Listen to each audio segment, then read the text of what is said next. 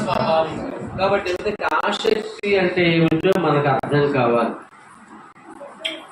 ఆసక్తి అనగా అర్థం ఏమిటంటే ఒక కార్య సాధనలో, కార్యమును సాధించేటటువంటి విషయాల్లో మనము ఒంటరిగా మిగిలినను, మనతో ఎవరు తోడు లేకపోయినా కానీ ఆ కార్యమును సాధించే వరకు పని చేయటమే ఆసక్తి. ఒక కార్య సాధనలో మనము ఒంటరిగా మిగిలినను ఆ కార్యమును సాధించేటటువంటి విషయాలలో అంతము వరకు పని చేయడమే, అంతము వరకు పోరాడటమే ఆసక్తి అని చెప్పుకోవచ్చు అన్నమాట. ఇది మగ్దలేనే మరియ జీవితంలో చూస్తాం.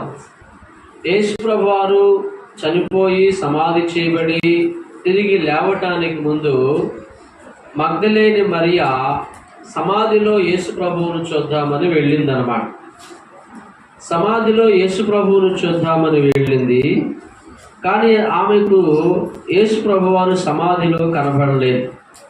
ఇక్కడ రాయబడి ఉంది అపోస్తలుల యోహాను రాసిన సువార్త 20వ అధ్యాయము 8వ వాక్యం. అప్పుడు మొదట సమాధి యొద్దకు వచ్చిన ఆ శిష్యుడు లోపలికి పోయి చూచి నమ్మాను, ఆయన మృతులలో నుండి లేచుట అగత్యమును లేఖనము వారు ఎంతనో గ్రహింపరైరి. అంతటా ఆ శిష్యులు తిరిగి తమ వారి యొద్దకు వెళ్ళిపోయిరి. అంతటా ఆ శిష్యులు తిరిగి తమ వారి యొద్దకు వెళ్ళిపోయిరి. 11వ వాక్యం. అయితే మరియ సమాధి బయట నిలిచి ఏడ్చుచుండెను. ఆమె ఏడ్చుచు సమాధిలో వంగి చూడగా తెల్లని వస్త్రములు ధరించిన ఇద్దరు దేవదూతలు యేసు దేహం ఉంచబడిన స్థలములో తల వైపున ఒకడును కాళ్ళ వైపున ఒకడును కూర్చుండుట కనబడెను. యేసు ప్రభు వారికి దేహానికి పోయాలని సుగంధ ద్రవ్యాలు కొని మగ్దలేని మరియ వచ్చింది. కానీ సమాధిలో ఆమెకు యేసు ప్రభు కనబడకపోయిన కారణం చేత గ్రామంలోనికి వెళ్ళి శిష్యులను తీసుకొని వచ్చింది.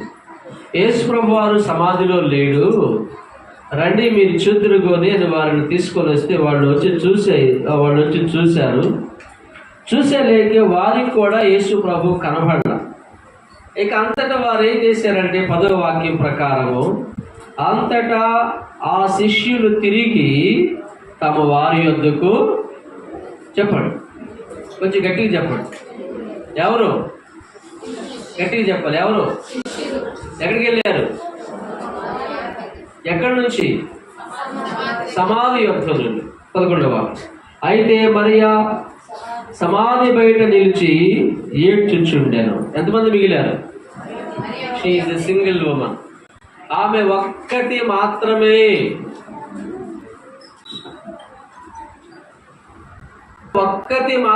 మిగిలిపోయింది. She is a single, as alone, ఒంటరి అయిపోయింది అన్నమాట. అప్పుడు వాస్తవంగా ఆ మహిళ ఏమనుకోవాలంటే, యేసు ప్రభువును చూడాలి, యేసు ప్రభు దేహానికి సుగంధ ద్రవ్యాలు పూయాలి అనే కోరిక మంచిదే, కానీ నేను ఒక్క వ్యక్తినే అయిపోయాను కదా, నేను ఒక్కడనే అయిపోయాను కదా, నేను ఒక్కదాన్నే అయిపోయాను కదా, నాకు తోడెవరు లేరు కదా అనుకొని ఏం చేయాలి? ఆమె కూడా తిరిగి వెళ్ళిపోవాలి. కానీ ఏం చేసింది ఆమె? 11వ వాక్యం చాలా మధురమైనది. ఆమె సమాధి బయట నిలబడి ఏడుస్తూ ఉందండి. ఒక మహిళ రాత్రివేళ సమాధుల తోటలో సమాధి ఎదురు నిలబడి, సమాధి బయట నిలబడి ఏడవటానికి ఎంతటి ధైర్యం కావాలి ఆమెకు, ఎంతటి సాహసం కావాలి ఆమెకు, ఎంతటి ఆసక్తి కావాలి ఆమెకు. షీ ఈజ్ ఎలోన్, ఒంటరి అయిపోయింది. యాజ్ ఎలోన్, ఒంటరిగా మిగిలిపోయింది అన్నమాట. ఒంటరిగా మిగిలిపోయినా కానీ, ఒంటరి అయిపోయినా కానీ ఆమె సంకల్పం బలహీనపడలా. ఏం బలహీనపడలేదు? సంకల్పం అంటే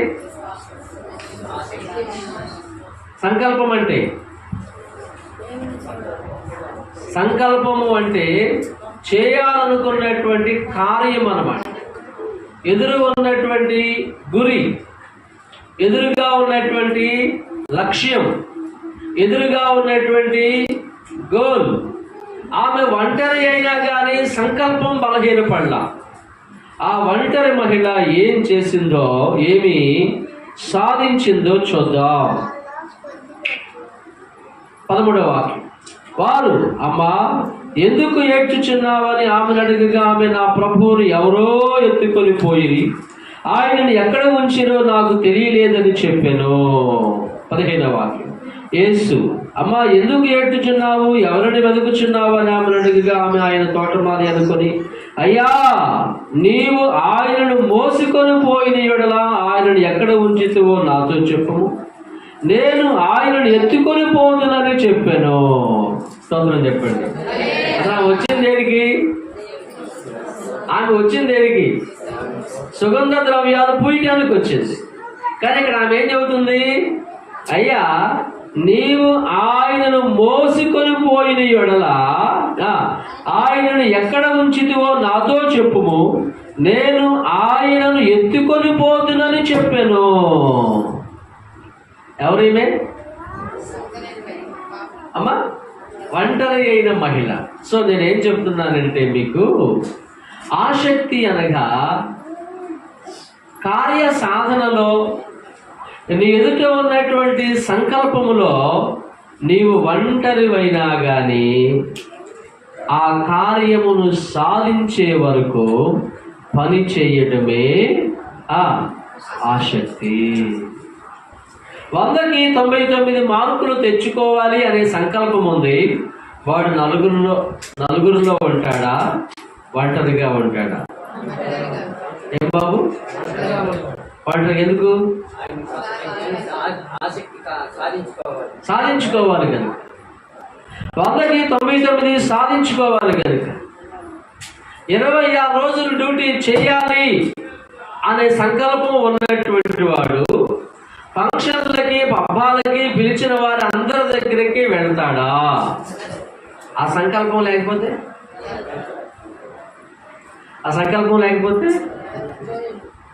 వెళ్తాడు. అంటే సంకల్పం ఒక మనిషిని ఏం చేస్తుందంటే ఒంటరి వాడిని చేస్తుంది. గుర్తుపెట్టుకోండి. ఒక ప్రణాళికాబద్ధమైనటువంటి జీవితం మనిషిని ఆ కార్య సాధనలో ఒంటరిగా మిగులుస్తుంది అన్నమాట. ఏదైనా సాధించుకోలేని వాడు ఒంటరిగానే ఉంటాడు. ఇక్కడ ఏమంటే, ఇంకా నేను చాలా చెప్పొచ్చు. ఇక్కడ ఏమంటా ఉంది, నీవు ఆయనను మోసుకొని పోయిన యెడల ఆయనను ఎక్కడ ఉంచిందో నాతో చెప్పుము, నేను ఆయనను ఎత్తుకొని పోదునని చెప్పాను. అప్పుడు యేసు ప్రభు ఆమెకు ఆయన పరిచయం చేసుకున్నాడు. యేసు ఆమెను చూచి మరియా అని పిలిచాడు. ఆమె ఆయన వైపు తిరిగి ఆయన హెబ్రీ భాషతో రబ్బూని అని పిలిచాను. ఆ మాటకు బోధకుడని. ఆసక్తి అనగా ఏమిటో పూర్తిగా అర్థం కావడానికి నేను ఈ మగ్దలేని మరియా అనేటటువంటి వృత్తాంతాన్ని తీసుకోవటం జరిగింది. కాబట్టి ఆసక్తి అనగా అర్థం ఏమిటంటే, కార్య సాధనలో నీ ఎదుట ఉన్నటువంటి సంకల్పములో నీవు ఒంటరిగా మిగిలినా కానీ ఆ కార్యమును సాధించే వరకు పోరాటం చేయటమే ఆసక్తి. పోరాటం చేయటమే ఆసక్తి. యుద్ధములు ఎప్పటి వరకు పోరాటం చేయాలి అయ్యా? చావైనా జరగాలి, జయమైనా రావాలి. చచ్చే వరకు కత్తి ఓపాల్సిందే. ఒక యుద్ధంలో జయం వచ్చిందా, జయించే వరకు పోరాటం చేయవలసిందే. That is interest. అది ఆసక్తి, అత్యాశక్తి. ఇది ఆసక్తి, అత్యాశక్తి ఉంది. ఇంకా ఆసక్తి గురించి చెప్పాను మీకు. నేను అపోస్తుల కార్యములు 12వ అధ్యాయం 5వ వాక్యములో ఉంది, పేతురు చెరసాలలో ఉంచబడెను, సంఘమైతే అతని కొరకు అత్యాశ అత్యాశక్తితో ప్రార్థన చేయగా. అత్యాశక్తి చెప్పండి. అత్యాసక్తి, అత్యాశక్తి, అధికమైనటువంటి ఆసక్తి. అత్యాశక్తితో ప్రార్థన చేయగా. ఆసక్తి అనగా అర్థం ఏమిటంటే, కార్య సాధనలో నీవు ఒంటరివైనా కానీ, కార్య సాధనలో నీవు ఒంటరిగా మిగిలినా కానీ ఆ కార్యము సాధించే వరకు పోరాటం చేయడమే ఆసక్తి. సో అత్యాశక్తి అనగా అర్థం ఏమిటంటే, అత్యాశక్తి అపోస్తల కార్యములు 12వ అధ్యాయంలోకి చెప్పండి. అత్యాశక్తి అనగా అర్థం ఏమిటంటే,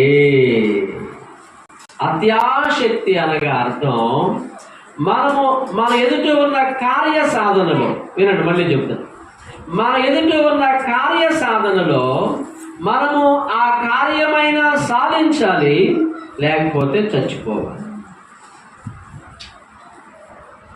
లక్ష్యములో మన ఎదుట ఒక గురి ఉన్నది, ఎదుట ఒక లక్ష్యం ఉన్నది. ఆ లక్ష్యమును నీవు సాధించాలి. దేని వల్ల చెప్పండి, ఏం చేయాలి అంటే, సాధించలేకపోయాను కనుక చచ్చిపోవటం కాదు. ఆ సాధించేటటువంటి క్రమములో, ఆ లక్ష్యాన్ని చేరుకునేటటువంటి విధానములో అవసరమైతే చావటానికైనా, దట్ ఈజ్ సాధించలేకపోయాను కనుక చచ్చిపోవటం కాదు. 10th క్లాసులో మంచి మార్కులు రాలేదని చాలామంది బాధపడ్డారు. ఒక ఊరిలో ఒక ఫ్యామిలీ, ఒక కుటుంబం వాళ్ళు రాత్రి అంతా టపాకాయలు కాల్చారు. రాత్రి అంతా టపాసులు బాంబులు పిలిచారు. ఊరోళ్ళు అందరూ అనుకున్నారు, పాపం వాడికి స్కూల్ ఫస్ట్, మండల ఫస్ట్, జిల్లా ఫస్ట్ వచ్చి ఉంటాడు, రాత్రి అంతా కాల్చారండి అనుకున్నారండి. తెల్లారి నాకు తెలుసుకున్నారు ఏందయ్యా అంటే, అన్ని సబ్జెక్టులో 35 పైన 40 లోపు వచ్చినాయి అంట. వచ్చినాయి 37 పైన వచ్చినాయి. అంటే వాడు అసలు మా వాడు పాస్ అయ్యాడు అంతే. ఏంటంటే సంతోషం వస్తుంది. అంటే 40 లోపు వస్తే నేను చేస్తే, 90 లోపు వస్తే, 100 లోపు వస్తే ఇంకేం చేసేవాడు. 99 వస్తే పాపం వాడు తిరిగిన వాళ్ళే అమ్మవాడు జిల్లా ఫస్ట్ వచ్చాడేమో అనుకుంటున్నారండి. తెల్లారికి తెలిసింది అన్నింటిలో 35, మా వాడికి అన్నింటిలో 35 పైన వచ్చినాయి అంటున్నారండి. ఇంతకీ ఏంటంటే అన్నింటిలో 40 లోపు అంటున్నారు. దాని గుడ్డెక్కి గట్టెక్కాడు అనమాట. సో అత్యాశక్తి అనగా అర్థం ఏమిటంటే, కార్య సాధనలో నీవు చచ్చిపోవటానికైనా కానీ. ఇక్కడ అపోస్తల కార్యములు 12వ అధ్యాయములో వాళ్ళందరూ ఒక కార్యాన్ని, ఒక లక్ష్యము వారి ఎదుట ఉంది, ఒక కార్యము వారి ఎదుట ఉంది. ఆ లక్ష్యం ఏమిటంటే, చెరసాలలో ఉన్నటువంటి పేతురు గారు విడుదల పొందాలి. ఏం కావాలి బాబు చెప్పండి, మొగ్గులు చెప్పండి. చెరసాలలో ఉన్న పేతురు గారు ఏం కావాలి? బయటికి రావాలి. మీరు చెప్పండి, చెరసాలలో ఉన్న పేతురు గారు ఏం కావాలి? ఏమిటిది? నో, వారి ఎదుట ఉన్న లక్ష్యం, యాజ్ ఏ గోల్, ఒక గురి, వారి ఎదుట ఉన్నటువంటి టార్గెట్. ఈ టార్గెట్ని చేరుకోవాలి, ఈ లక్ష్యాన్ని వారు అధిగమించాలి, చెరసాలలో ఉన్న పేతుని బయటికి తెచ్చుకోవాలి అని చెప్పి వారందరూ ఏం చేశారంటే 12వ అధ్యాయం 12వ వాక్యంలో, ఇట్లు ఆలోచించుకొని అతను మారు పేరు గల యాహోను తల్లి అయిన మరియ ఇంటికి వచ్చాను. అక్కడ అనేకులు కూడి ప్రార్థన చేయుచుండిరి. వాళ్ళందరూ ఒక ఇంట్లో చేరి తలుపేసుకొని లోపల గడిపెట్టుకొని అత్యాశక్తితో ప్రార్థన చేస్తూ ఉన్నారంట. బాబు ఏం చేస్తున్నారు? ఎవరు? సంఘమైతే. ఏ అంశం కొరకు? చెరసాలలో ఉన్న పేతురు గారు బయటికి రావాలి. ఇది వారి ఎదుట ఉన్న లక్ష్యం. ఈ మధ్యాహ్నపు వేళ ఎదుట ఉన్న లక్ష్యం ఏమిటి? ఈ మధ్యాహ్న కాలంలో నీ ఎదుట ఉన్న టార్గెట్ ఏమిటి? నీ ఎదుట ఉన్నటువంటి గురి ఏమిటి? ప్రతి వ్యక్తికి ఒక లక్ష్యం ఉంది. విద్యా సంస్థలు నడిపే వారికి ఒక లక్ష్యం ఉంది. 10th క్లాస్ పాస్ అయిన వారికి ఒక లక్ష్యం ఉంది. లేదంటే ఇంటర్ పాస్ అయిన వారికి ఒక లక్ష్యం ఉంది.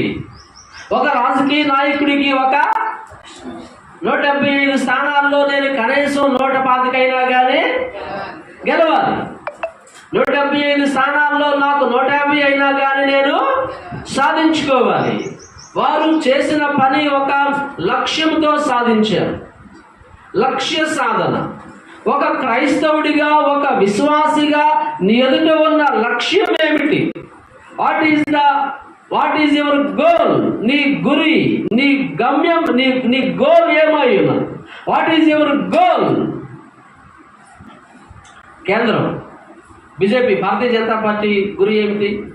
లక్ష్యం ఏమిటి? అది కేంద్ర గవర్నమెంట్ యొక్క లక్ష్యం ఏమిటంటే 400కు పైగా సీట్లు సాధించారు.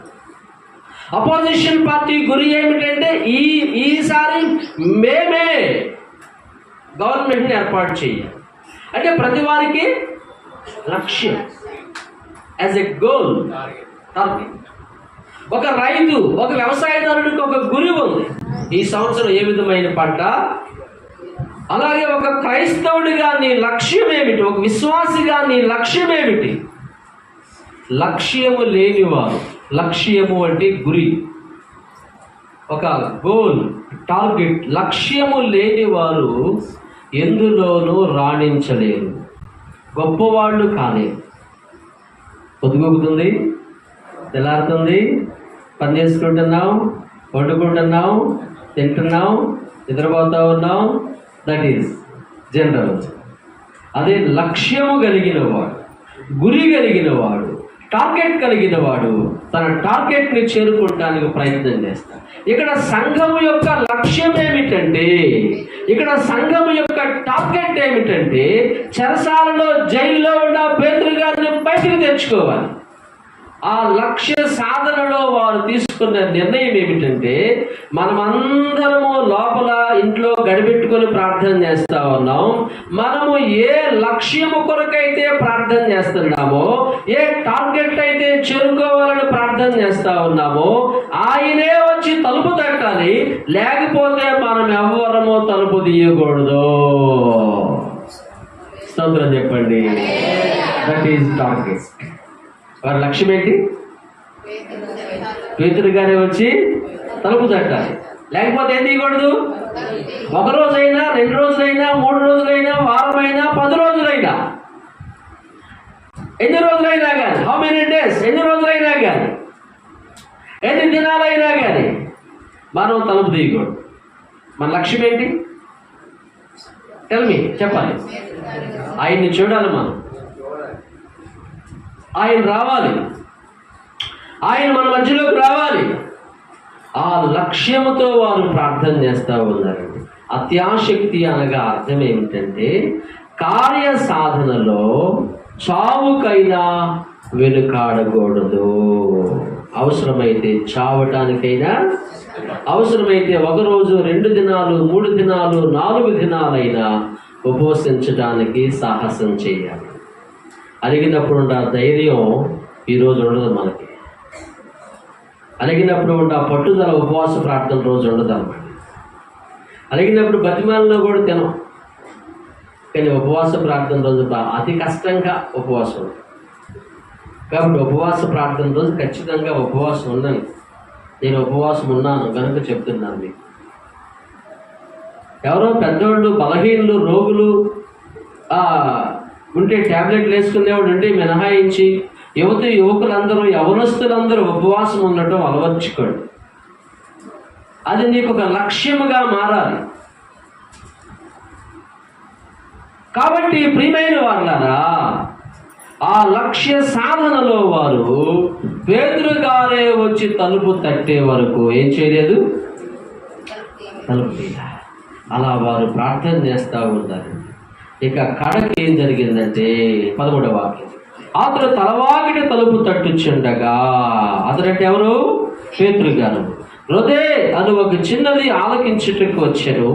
ఆమె పేతురు స్వరము గుర్తుపట్టి సంతోషము చేత తలుపు తీక లోపలకు పరిగెత్తుకొని పోయి పేతురు తలుపు దగ్గర నిలుచున్నాడని తెలిపాను. పేతురు గారి యొక్క స్వరము విని వాస్తవంగా ఏం చేయాలి? తలుపు తీసి ఆప్యాయంగా ఆలింగనం తీసుకోవాలి.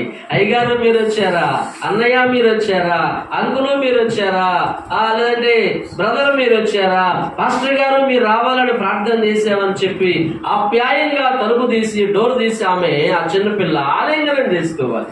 కానీ ఎక్కడ ఉంది, సంతోషము చేత తలుపు తీయక. అంటే సంతోషంతో మనం ఏం చేస్తాం మనకే తెలియదు. ఒక్కొక్కసారి మన సంతోషం ఒక్కొక్కసారి మనల్ని పొరపాట్లు చేయించింది అన్నమాట. సంతోషం చేత అమ్మ వచ్చింది, 20 రోజులుగా అమ్మ ఊరికి వెళ్ళింది, 20 రోజుల తర్వాత వచ్చిందమ్మ. ఎలా వెళ్ళింది? ఆప్యాయంగా అమ్మ దగ్గర కూర్చొని, అమ్మ నీ ప్రయాణం ఎలా సాగింది, అమ్మమ్మ ఏమంది, తాతయ్య ఏమన్నారు, మామయ్య ఏం చెప్పాడు, అత్త ఏం చెప్పింది, ఇవన్నీ దగ్గరకు వచ్చాను. ఏం తెచ్చావు? సంచి బ్యాగ్ అంతా కింద పడాను. అరటిపళ్ళు తెచ్చావా, మామిడి పళ్ళు తెచ్చావా, కొబ్బరికాయలు తెచ్చావా? గోదావరిలో కొబ్బరికాయలు ఉంటాయి కదా, మామయ్య వాళ్ళకి కొబ్బరి తోటలు ఉన్నాయి కదా, లేదంటే ఇంకా అవి ఇవి మరి పూతరేకులు ఉంటాయి కదా అక్కడ, అవి తెచ్చావా, ఇవి తెచ్చావా? ఆ మొత్తం తిరిగేస్తుంది. అంటే ఆ ఆప్యాయతలో సంతోషం చేత తలుపు తీయక లోపలికి పరిగెత్తుకొని పోయి పేతురు తలుపు దగ్గర నిలిచిన్నాడని తెలిపాను. అందుకు వారు, ఇక పీపుల్ కాంగ్రిగేషన్, నీవు పిచ్చిదానవనిది, అయితే తాను చెప్పినది నిజమని ఆమె దృఢముగా చెప్పినప్పుడు. ఎలా చెప్పిందంట? చెప్పండి, మళ్ళీ చెప్పండి. ఎలా చెప్పిందంట? ఆమె ఎంత చెప్పిందో చెప్పండి. ఆమె చెప్పినట్టుగా చెబుదాం. దృఢముగా, ఖచ్చితముగా, గట్టిగా. లేదు లేదు పేతురు గారే, కాదు ఆయన ఎందుకు వస్తాడు? నో, ఖచ్చితంగా ఆయనే, ఖచ్చితంగా పేతురు గారే, దైవజనుడే, సంఘ కాపురి, పాదిరి గారే, ఖచ్చితంగా పాదిరి గారే. అవునంటావా? అవును. అవునంటావా? అవును, ఖచ్చితంగా పాదిరి గారే. దృఢముగా అనండి అందరూ. నేను అన్నట్లుగా దృఢముగా, ఖచ్చితముగా, నిజముగా. అవును చెప్పండి, నిజముగా, దృఢముగా చెప్పినప్పుడు వారు దోతాందిరి. పేతురు ఇంకనూ తట్టుచున్నందున వారు తలుపు తీసి అతను చూచి విభ్రాంతి నొందిరి. ఏమైందంట? ఆశ్చర్యపోయారు. ఒక్కసారిగా ఒక వింత చూసినట్లుగా, ఒక మిరాకిల్ చూసినట్లుగా, మీరు వచ్చేసారా, అయ్యో పాదిరి గారు, అయ్యో మీరు వచ్చేసారా, విభ్రాంతి, ఆశ్చర్యపోయారు, విభ్రాంతి నొందిరి. ఇప్పుడు వారు అనుకున్న లక్ష్యం సాధించారా లేదా? చెప్పండి, మీరు చెప్పండి. మోపేరు, వారు అనుకున్న లక్ష్యం సాధించారా లేదా? వారు అనుకున్న గురి చేరుకున్నారా లేదా? వారు అనుకున్న టార్గెట్ రీచ్ అయ్యారా లేదా?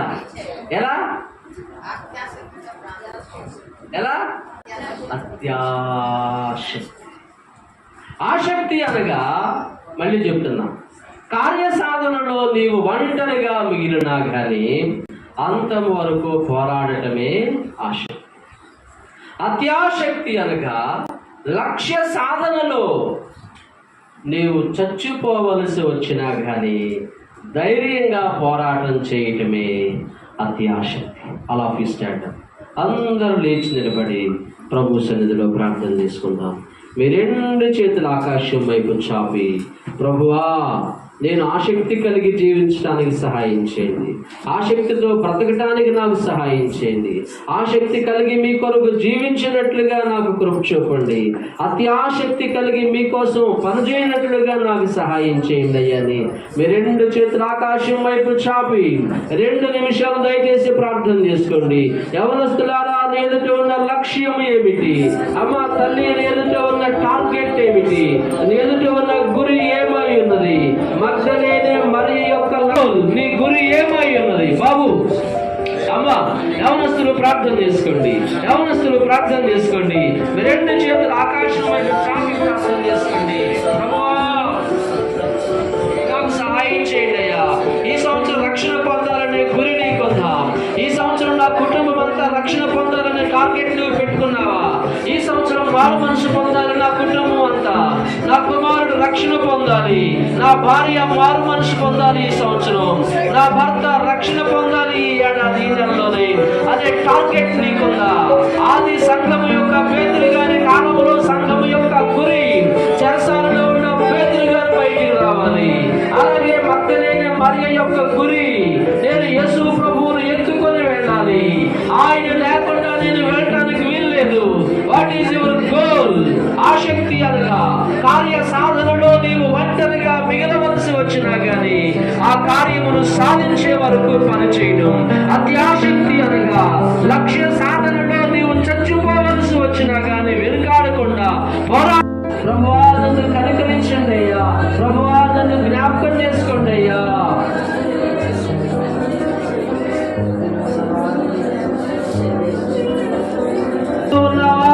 నా అప్పులు తీర్చబడాలైనా అనారోగ్యంతో బాధపడుతూ ఉన్నావా? నేను రోగం నుంచి విడుదల పొందాలయ్యా. ఇంకేమైనా మానసిక క్షోభను బాధించబడుతూ ఉన్నావా? అయ్యా నేను విడుదల పొందాలయ్యా. ఇంకేమైనా కుటుంబ కలహాల చేత ఇబ్బంది పడుతూ ఉన్నావా? పిల్లల భవిష్యత్తు విషయమై కలవరంతో ఉన్నావా? నాకు సహాయం చేయి ప్రభువా అని ప్రార్థన చేసుకోండి, ప్రార్థన చేసుకోండి.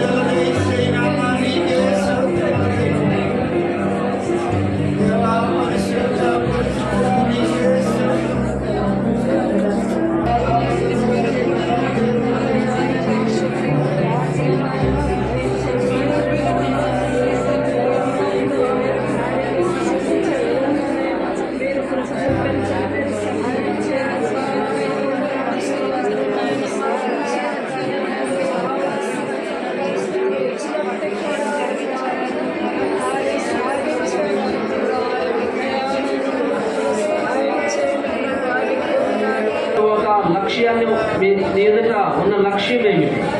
లక్ష్యము నీకు లేదు అంటే, గురి టార్గెట్ నీకు లేదు అంటే నీవు ఒక సాధారణమైన నామినల్ మ్యాన్, ఒక సాధారణమైన మనిషి. లక్ష్యము గురి లేని వాడు గొప్ప వ్యక్తి కాలేడు. నీ ఎదుట ఒక లక్ష్యం ఉండాలి. ఇప్పుడు నీకు లక్ష్యం లేకపోతే, గురి టార్గెట్ లేకపోతే ఇప్పటికైనా నువ్వు ఒక లక్ష్యాన్ని ఏర్పాటు చేసుకో. నా ప్రార్థన చేసుకోండి.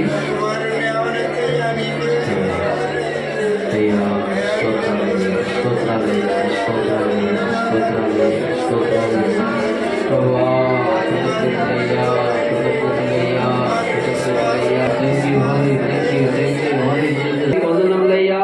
కన్నీళ్లతో మరపెడుచు ఉన్న ప్రజల కొరకై స్తోత్రములయ్యా. హిజ్కియా నీవు కన్నీళ్లు విడుచుటను సూచితిని అన్నట్లుగా అయ్యా మీ ప్రజల కన్నీరుని మీరు చూడండి నాయనా. వారి కన్నీటిని మీరు తొడవండి అయ్యా. ప్రభువా మీరు సహాయం చేయండి తండ్రి, మీరు కనికరించండి. మీ ప్రజలను మీరు ఆశీర్వదించండి.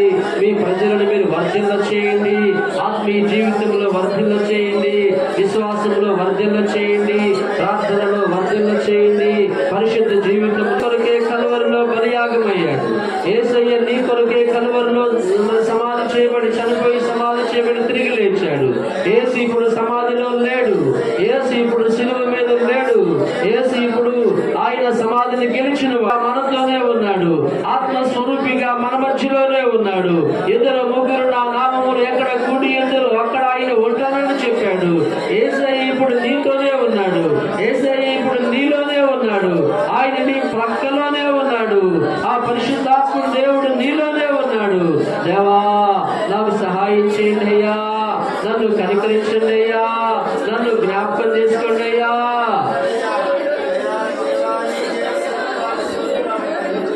సిగ్గుపడకుండా కన్నీటితో మొదలుపెట్టుకోండి, కన్నీటితో మొదలుపెట్టండి. Try to tear.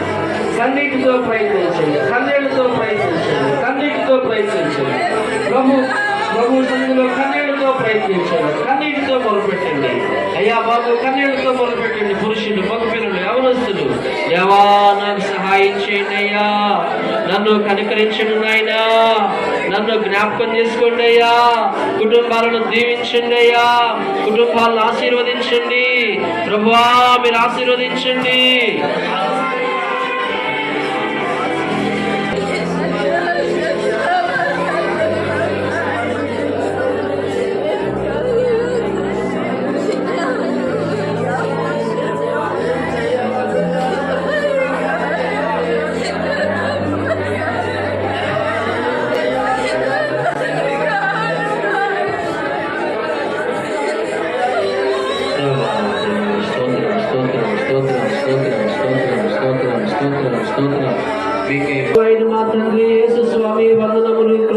స్థుతులు స్తోత్రములు నాయనా. ఏలియా వర్షింపకుండాన్నట్లు ఆసక్తితో ప్రార్థన చేయగా మరి నైనా వర్షం ఆగిపోయింది. మరలా ఏలియా ప్రార్థన చేయగా ఆకాశం వర్షం ఇచ్చింది, భూమి తన ఫలమునిచ్చిందని మీరు సెలవిచ్చారయ్యా. ఆసక్తితో కూడిన ప్రార్థన అనగా ఏమిటో మగ్ధలేని మరియా ఆసక్తితో మిమ్మల్ని సంపాదించుకుంది. అత్యాసక్తితో సంఘము పేతురు గారి యొక్క విడుదల కొరకు ప్రార్థన చేసినట్లుగా నైనా మేము ఆసక్తి అనే మెట్టులో నుండి అత్యాశక్తి అనే మెట్టులోనికి ఎదగటానికి సహాయము దయచేయండి. ఈ సందేశం మీద ఎందరైతే కన్నీళ్లతో మొరపెడుతూ ఉన్నారు, వారు ఎదుట ఉన్న లక్ష్యమును చేరుకోలేకపోతా ఉన్నామని, టార్గెట్ ను అందుకోలేకపోతా ఉన్నామని, ఆ టార్గెట్ చేరుకునే విషయాల్లో ఎందరైతే ఆక్రందనలో ఉన్నారు, అంగలారుస్తూ ఉన్నారు, అయ్యా వారు తమ టార్గెట్ ని రీచ్ అవటానికి, లక్ష్యమును చేరుకుంటానికి సహాయం చేయ ప్రభువా. ఈ లక్ష్య సాధనలో ఒంటరిగా మిగలసి వచ్చిన, భయాందోళనను ఎదుర్కోవలసి వచ్చిన, అవమానాన్ని భరించవలసి వచ్చిన నాయన వెనుదిరగకుండా పోరాటం చేయడానికి మీ బిడ్డలకు కావలసిన శక్తి సామర్థ్యతను దయచేయండి అయ్యా. అలాగే అపోస్తలుల కార్యములు 12వ అధ్యాయంలో ఉన్నట్లుగా నాయన అత్యాశక్తితో వాళ్ళు ప్రార్థన చేశారు అయ్యా. లక్ష్య సాధనలో వారు నాయన ప్రాణం భయాలైనా పెట్టడానికైనా వెనుకాడలేదు. దేవా మీరే కనికరించండి. ఆ విధమైనటువంటి గురిని కలిగి మేము ముందుకు సాగటానికి సహాయం దయచేయండి. అర్పించి వేడుకొనొచ్చు ప్రార్థించుచు ఉన్నాను.